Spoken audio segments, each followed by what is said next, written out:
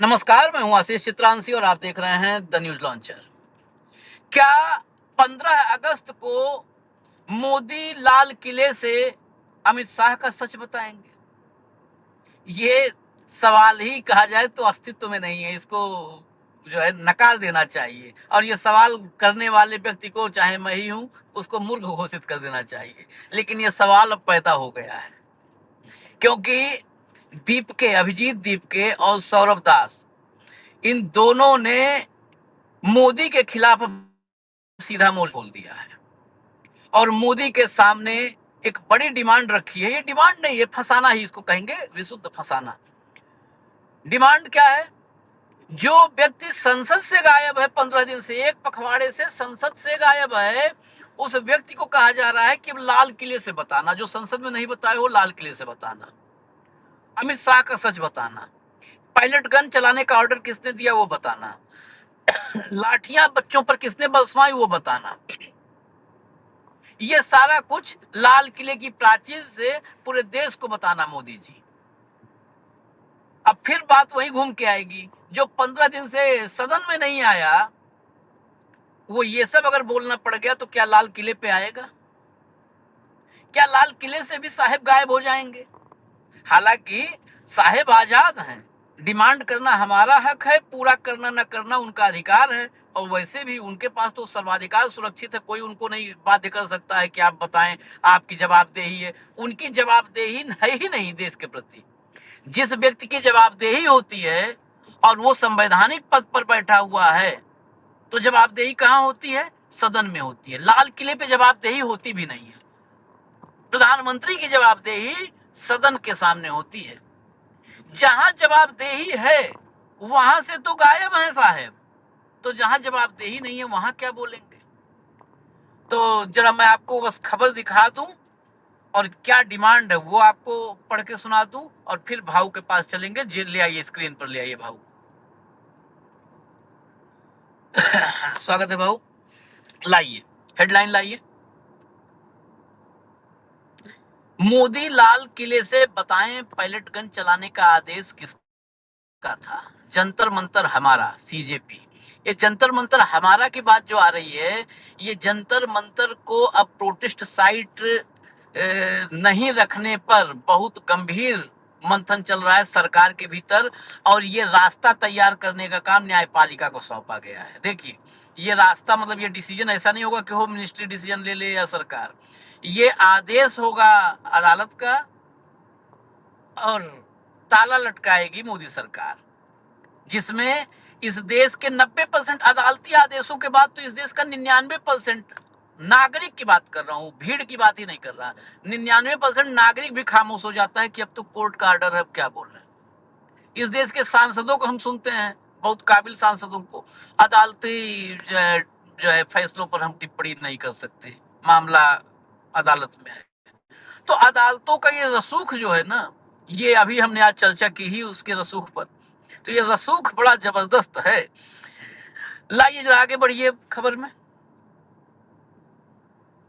ये है अभिजीत दीपके का ट्वीट, जो हेडलाइन देखे आप, सीधा मैं खबर दिखा दूं उन्हीं के जरिए।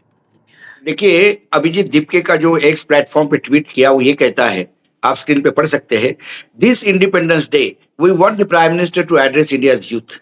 इस गणतंत्र दिन पर, जिस आजादी के स्वतंत्र महोत्सव पर हम 15 अगस्त के हम चाहते हैं कि सरकार इस देश के यूथ को एड्रेस करे, मतलब प्रधानमंत्री लाल किले के प्राचीर से यूथ को, यहाँ के युवाओं को एड्रेस करे। We request the prime minister to explain what the government is doing for youth regarding education, unemployment and the cost of living. हम चाहते हैं कि प्रधानमंत्री हम सब युवाओं को बताए कि सरकार क्या कर रही है हमारे शिक्षा के लिए, हमारे बेरोजगारी के लिए, और जो वर्तमान में जो हम जिंदगी जी रहे हैं उसको एक अच्छी जिंदगी जीने के लिए कॉस्ट ऑफ लिविंग जो है बहुत ज्यादा हो गई है। अभी जो रोजमर्रा की चीजें, मतलब महंगाई कम करने के लिए सरकार क्या कर रही है। If you support this, sign the petition. और उन्होंने नीचे कॉकरोच जनता पार्टी .org पिटिशन .इंडिया वो लिखा है, और एक पिटिशन कर रही है कि आप इसको साइन करें, और वो सारा प्रधानमंत्री को 15 अगस्त के पहले देंगे। उसके बाद सौरभ दास का भी है, hands off our Jantar Mantar, before trying to take away our protest site, tell us if you will designate the India Gate where we can exercise our fundamental right to peacefully protest. We took away, you took away India Gate. We will not tolerate taking away of our Jantar Mantar too. ये जो सरकार, क्योंकि आपको याद होगा इसी दौरान जब मेट्रो के स्टेशन बंद किए गए थे तो सुप्रीम कोर्ट को बड़ा गुस्सा आ गया था। सुप्रीम कोर्ट ये भूल गया था दत्ता जी की भाषा में कि जब अंग्रेजों के टाइम पे तो कोई मेट्रो थी नहीं देश में, तब कैसा काम हो रहा था।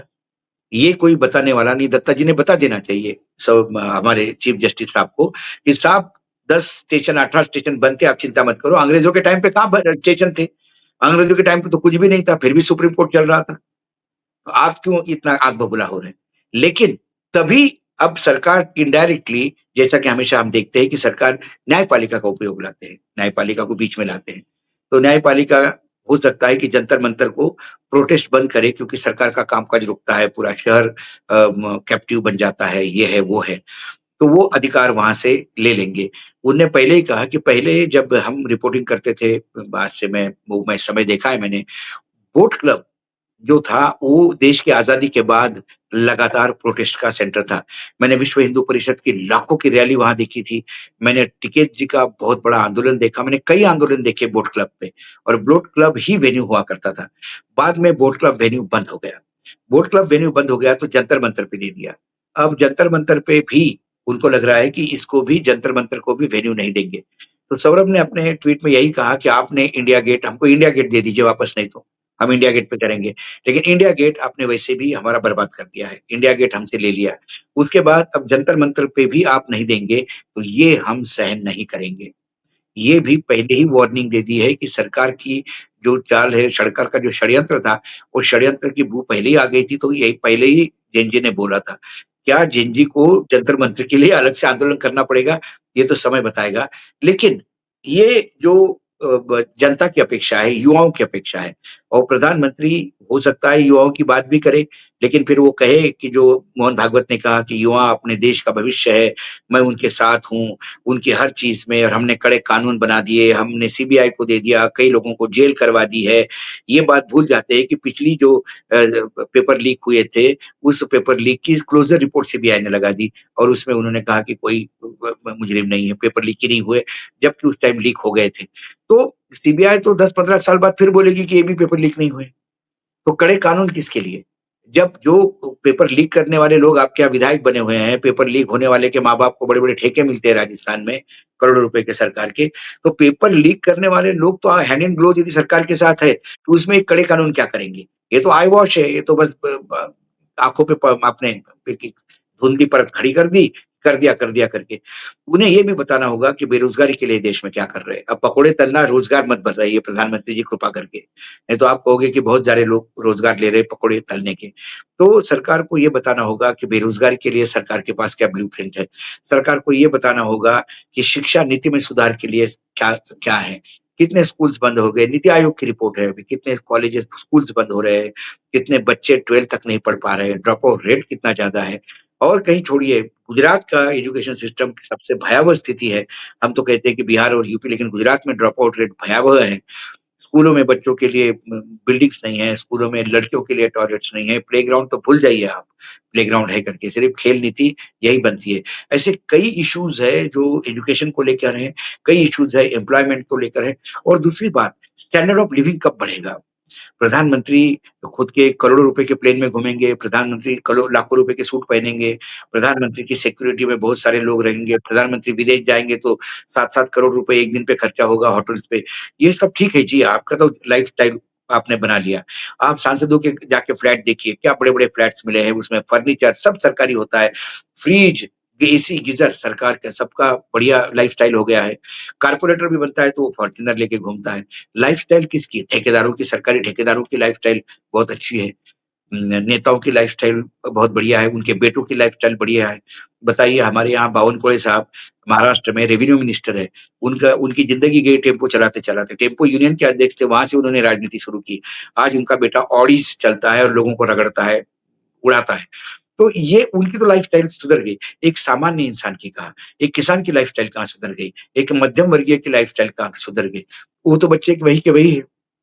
आज यदि अल्फा को लड़ना पड़ रहा है कि स्कूल में टीचर्स नहीं है, इसके लिए ज़ैन अल्फा ने कई जगह दिखाया कि तो स्कूल को ताले लगाए और कलेक्टर को रातों-रात टीचर्स वहाँ देने पड़े।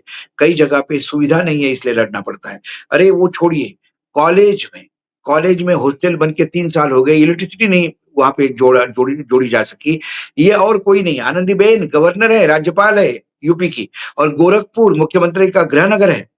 वहाँ के यूनिवर्सिटी में उन्होंने कहा कि मैं खुद देख के आई हूँ और उन्होंने वहाँ जो बताई स्थिति तो रोंगटे खड़े हो जाते हैं। तो ये व्यवस्था के लिए क्या करेंगे आप? सिर्फ बोलने से काम नहीं होगा। दीपके ने कहा कि आप भाषण दो तो उसमें होगा क्या दीपके जी? ये तो रिकॉर्ड पे बोलेंगे, ये तो बहुत बड़ी-बड़ी बातें करते हैं। इन्होंने तो पाकिस्तान पहली बार भाषण किया तो पाकिस्तान को कहा था कि क्यों आपस में लड़ रहे हैं, दोनों मिलके गरीबी से लड़े। और गरीबी क्या हो गया? गरीबी लोग और इतने गरीब हो गए देश में कि 81 लाख लोग जो है 81 करोड़ लोग देश में 5 किलो का अनाज नहीं लिया तो भूखे मरेंगे। ये स्थिति पहले तो नहीं थी। ये मोदी जी ने की। तो मोदी जी बोलते बहुत कुछ है, लेकिन मोदी जी बिल्कुल विपरीत करते हैं। मोदी जी के विपक्ष के भाषण यदि सुनेंगे तो ठहाके लग जाएँगे। मोदी जी का एक गुजरात का भाषण है, मैं सुन के मतलब रोक नहीं पाया। मतलब कभी भी आदमी जब मायूस हो जाए या डिप्रेशन में आ जाए, कि क्या समाज में हो रहा है, मोदी जी के पुराने डायलॉग सुन लो, आपको आनंद आएगा, आप हँसी आएगी। मोदी जी ने कहा आज के भी गुजरात में डायलॉग। जब नहीं, गुजरात में क्या डायलॉग मारा? बोला मैं उनमें से नहीं हूँ कि 5 साल बाद ये होगा, 10 साल बाद ये होगा। कौन है? देखने को कौन रहेगा? मेरे आँखों के सामने होना चाहिए। और आंखों के दिल्ली में सामने। आते से ही कहते कि 2047 में होगा। अरे भैया 2047 तक कौन रहेगा देखने को? आप ही ने कहा था कि ये यूपीए की सरकार लंबे-लंबे प्रोजेक्ट करती है। मैं तो तुरंत मेरे आँख के सामने होना चाहिए। यहाँ मैंने उद्घाटन किया और वहाँ काम चालू हो गया। अब क्या हो गया तो 3 वो साल रहेंगे से 2067। आप ही के मैं और कोई नहीं भैया हमको तो तुम झूठे बोलते ही हो। लेकिन नरेंद्र मोदी जी आनंदीबेन पे तो विश्वास रखिए। आपने जीवन भर हाँ। उनके ऊपर विश्वास रखा और उन्होंने आप पे रखा। अब उन्होंने खुद ही कहा 3 साल से बिल्डिंग बनी, इलेक्ट्रिसिटी नहीं मिली उसको। वो आप ही का प्रिय राज्य है, आप सांसद हैं वहाँ से। हम्म, अब उसको क्या कहें? हाँ। क्या उसके लिए कोई और अमित शाह को मुख्यमंत्री प्रधानमंत्री बनना ज़रूरी है इलेक्ट्रिसिटी जोड़ने के लिए? हाँ। तो ये जो है प्रधानमंत्री के बोलने से कुछ नहीं होता क्योंकि नरेंद्र मोदी ने जो कुछ भी बोला वो कभी किया नहीं। वो हम्म, हमेशा लॉलीपॉप देते रहे।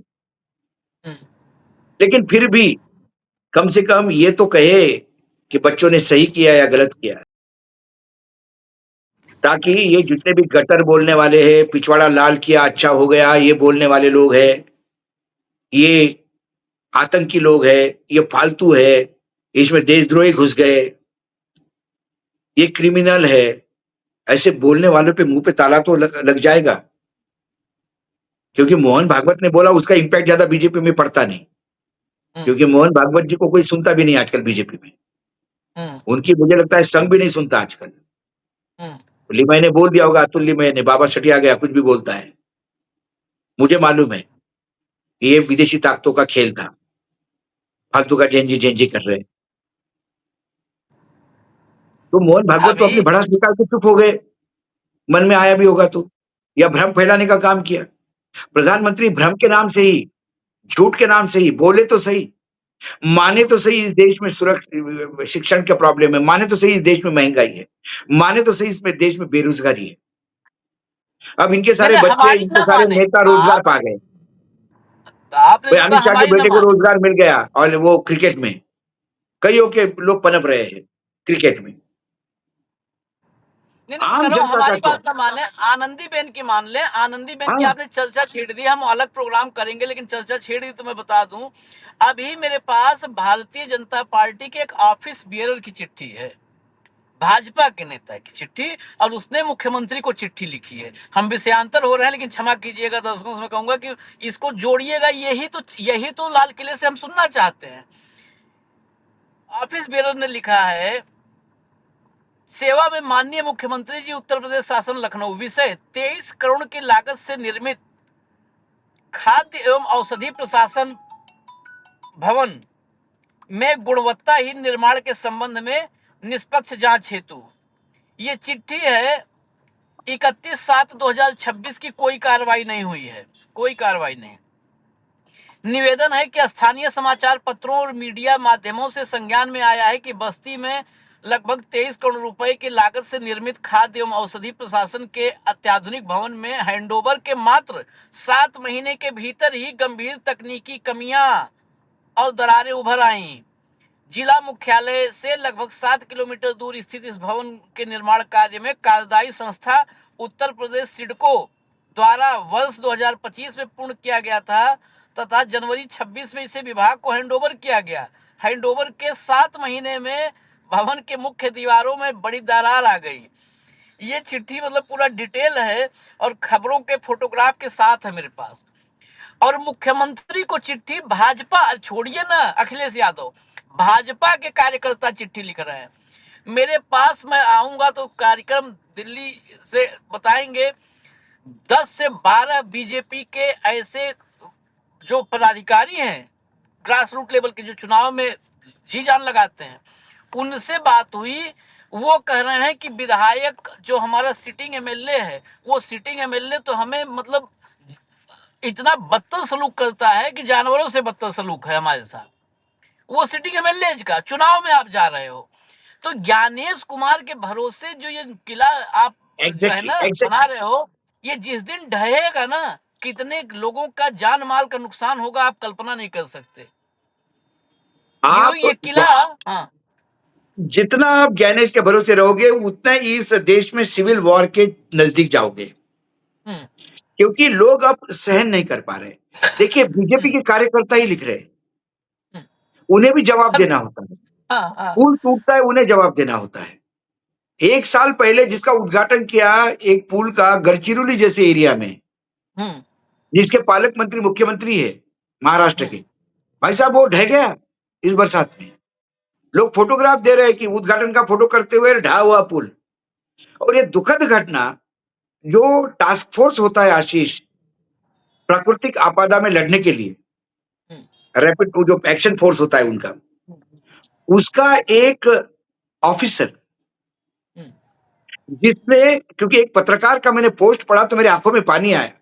उसने कहा कि मेरे रिपोर्टिंग में मैंने ऐसे 2500 जगह देखा कि जहां पहाड़ टूट गया, जहां दरख्त टूट गई, जहां घर बह गए, ये आदमी जान पे खेल के लोगों को बचा के लाया। आज उस कल परसों 2 दिन पहले वो अपने घर से निकला सुबह, बुलेट पर ऑफिस जाने के लिए, साथ में टिफिन लिया, छोटी छोटी बेटियां हैं 2, बेटियों को दुलार किया और घर से निकला। रास्ते में एक बड़ा गड्ढा दिखा नहीं पानी में, गड्ढे में मोटरसाइकिल गई, हेलमेट पहना हुआ था लेकिन बाकी शरीर के हिस्से में इतनी गंभीर चोट आ गई कि हॉस्पिटल में जाते जाते डेथ हो गई। क्या उम्र होगी? 28-29। वेल ट्रेन्ड, लोगों की जिंदगी बचाता रहा जीवन भर, खुद की जिंदगी नहीं बचा पाया। गड्ढा किसकी देन है? इस भ्रष्टाचार के सिस्टम ने उसके मारा है। ये भ्रष्टाचारी सिस्टम उसके हत्यारा है। ठाणे में हुई ये बात। उप मुख्यमंत्री, पूर्व मुख्यमंत्री का इलाका है, पूजे जाते हैं वहां पे एकनाथ शिंदे।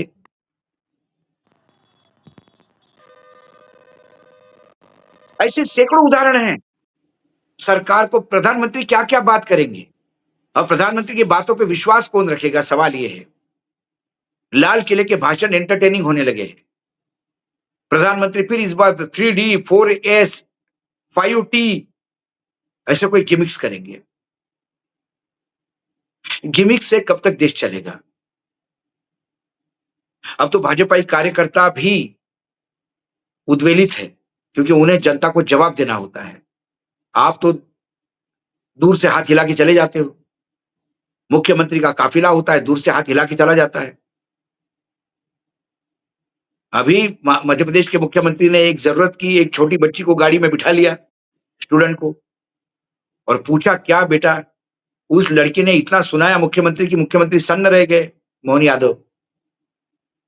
उसने बताया कि कितना भ्रष्टाचार है आपकी सरकार में, और मुख्यमंत्री चुपचाप सुनते रहे। प्रधानमंत्री कहते हैं कि संवाद स्थापित करो लोगों से संवाद करने जाओ तो लोग जूते मार रहे हैं।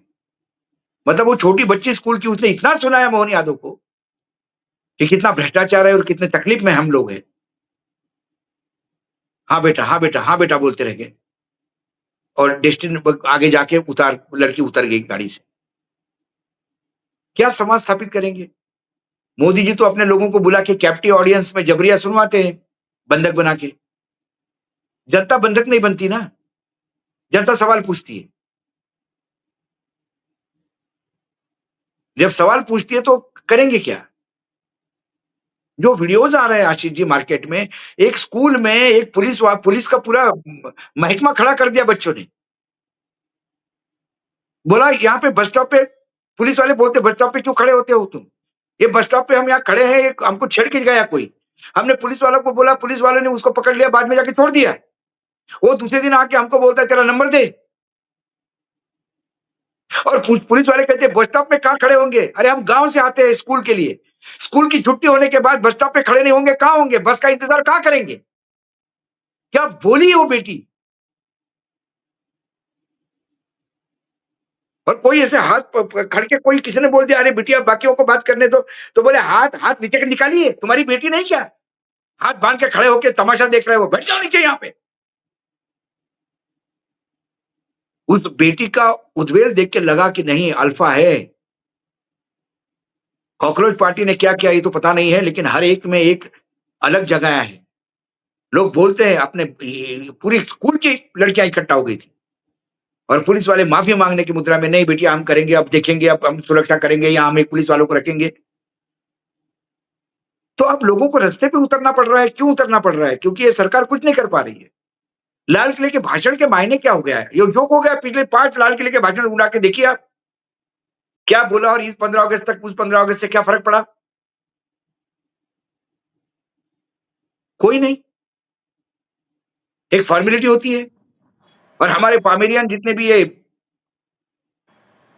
डांसर है मेन लिम चैनल पे, वो आधा घंटा इसी पे डिस्कस करते हैं कि साफा कौन सा पहना।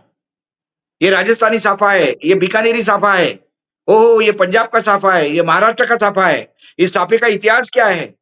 अरे साफा जिसके सर पे, उस सर के अंदर क्या चल रहा है, और उसने क्या बोला पिछली बार, इसका क्या पिछली बार इस बार बोला, इसका कोई आकलन नहीं करता। पिछले 15 अगस्त में उन्होंने क्या कहा और इस 15 अगस्त में क्या कितना किया, यदि इसका आकलन भी करने लगे तो सरकार, लोगों को समझ में आ जाएगा कि प्रधानमंत्री क्या करते हैं। मैं तो आशीष जी आपको रिक्वेस्ट करूंगा, प्रधानमंत्री का पिछला 15 अगस्त का 2024 का 15 अगस्त, 25 का 2000 का 15 अगस्त का भाषण उठा के देखिए। उस भाषण में उन्होंने क्या क्या किया और साल भर क्या क्या हुआ। वो तो 12 साल में कुछ नहीं किया। इस बार क्या करेंगे? इस बार पता है, इस बार देखिएगा भाषण, आप देखिए उस भाषण में वास्ते गुने घुइया होगा, उसमें कुचू पुचू होगा। इस बार वो जेनजी को मूर्ख बनाने की कोशिश, लेकिन ये जेनजी को मूर्ख नहीं बना पाएंगे, इतना तो तय मान लीजिए। अरे जेनजी इनके को मूर्ख गुरु, नहीं बना पाएंगे। अरे इनके गुरु को एक गुरु घंटाल बना दिया बम्बई में जेनजी ने। इनको सबका इलाज जेनजी ही करेगी, ये जेनजी इलाज करेगी। चलिए अभी इजाजत दीजिए हमें, और फिर अपडेट होगी तो हम कहीं जो है व्यवस्था हम लोग बना करके, क्योंकि अभी भाऊ भी तुरंत जो है रास्ते में हो जाएंगे कुछ देर के अंदर, तो फिर कहीं से भी नेटवर्क ढूंढ ढाड़ करके खबरें तो लाएंगे हम आप तक, जैसे भी खबरें है तो हम आएंगे, हाँ कहीं से भी तो आएंगे। धन्यवाद थोड़ा भाऊ, हमारे बहुत साथ बहुत ऑडियो धन्यवाद। वीडियो के लिए थोड़ा सा माफी मांगते हैं, कई बार थोड़ा हाँ एडजस्ट करना पड़ेगा। फिर भी हाँ बहुत अच्छा हुआ, आशीष जी रास्ते पे है, ट्रैवल कर रहे हैं, लेकिन फिर भी क्या करें। और आशीष जी भी इतने जल्दी ट्रैवल कर रहे हैं, आशीष जी को भी डर है कावड़ का, कहीं रास्ता बंद ना हो जाए।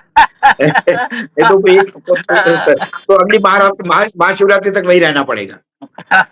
तो फिर बड़ी, तो इजाजत ये दीजिए ऐसा अभी। त्योहार है जिसका डर, त्योहार उत्साही, त्योहार उत्साह सेलिब्रेशन के, जितने भी फेस्टिवल है सेलिब्रेशन है, उत्सव मनाते हैं।